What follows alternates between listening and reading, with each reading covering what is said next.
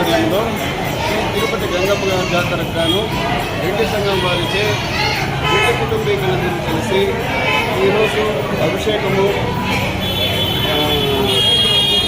ప్రసాద వినియోగ కార్యక్రమాలను చేశాము. దీని ఒక శుభ పరిణామంగా భావించి అందరూ సుభిక్షంగా పరిసర ప్రాంతాల ప్రజలందరూ ఉండాలని కోరుకుంటూ ఇట్టి యోగ వేమారెడ్డి చారిటబుల్ ట్రస్ట్ ఓకేనా.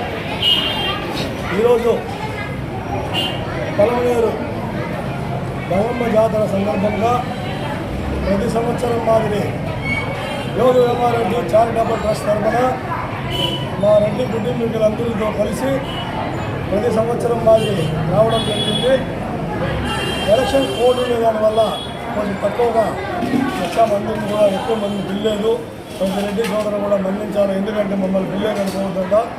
ఎందువల్ల అంటే కోర్టు ఉండే దానివల్ల అందరినీ పిలిచి చేస్తే మనమే కోర్టు ఉల్లంఘించిన వాళ్ళం అవుతాం. కాబట్టి మనం లిమిట్గా 100 మందిని పిలిచి కార్యక్రమం చేశాము. పలమనేరు నియోజకవర్గానికి తిరుపతి గంగమ్మ తలమాని కింద అందరికీ తెలుసు. ఈరోజు రెడ్డి వేమారెడ్డి చారిటబుల్ ట్రస్ట్ వారి అన్నదాన కార్యక్రమము అభిషేకం చేసిన దానివల్ల ఈరోజు వర్షం రావడం ఇది మంచి శుభ పరిణామం కూడా మేము అనుకుంటూ ఉన్నాం. ప్రతి ఒక్కరూ కూడా ఈ ప్రజలందరూ నియోజకవర్గంలో ఉండే ప్రజలే కాకుండా కర్ణాటక, ఇటు నంగిలి, ఇటు తమిళనాడు, గుడియత్తం, చిత్తూరు అందరూ ప్రజలు కూడా సుఖశాంతులతో మంచి బాగా అష్ట ఆరోగ్యాలతో కనకదాన వస్తు రూపాల అందరూ కూడా సుఖ సంతోషంగా ఉండాలని చెప్పి మేము తిరుపతి గంగమ్మకి అభిషేకం చేశాము.